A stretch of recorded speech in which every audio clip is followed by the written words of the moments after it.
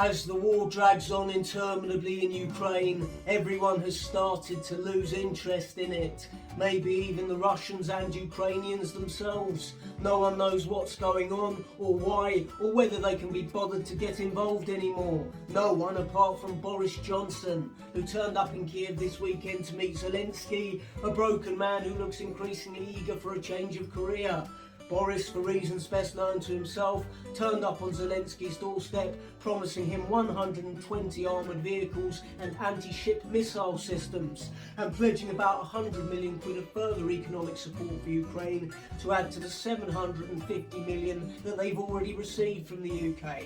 A wonderfully generous gesture from our Prime Minister, which is sure to go down well with the British people, many of them themselves no longer able to afford food or central heating, shivering in their homes, wrapped in blankets, with a hot water bottle down the front of their tracksuit bottoms, contemplating eating their own pets before they go out to work another 12-hour day in a job that doesn't pay them enough to actually fucking buy anything.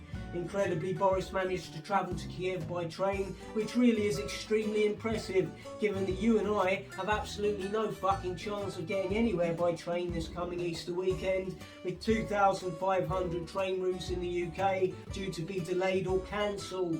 The Easter weekend, a wonderful 4-day holiday for people to attempt to escape from their increasingly shitty lives, and yet nobody has any chance of actually getting anywhere, even by car, with fuel in short supply and petrol stations closing due to eco-wankers blocking all of the UK's largest oil depots for the past week. And even if you can get petrol, there are going to be more than 2,000 roadworks in place across the Easter weekend, so expect to be sat in gridlock, listening to your children crying and smashing Easter eggs into your face, with your wife sat next to you contemplating divorce. And don't expect to fly anywhere either, what with airports facing massive staff shortages due to COVID absences. Queues were reportedly so bad at Manchester Airport last week, no one could even get in the toilets, and there were children stood around pissing in bags.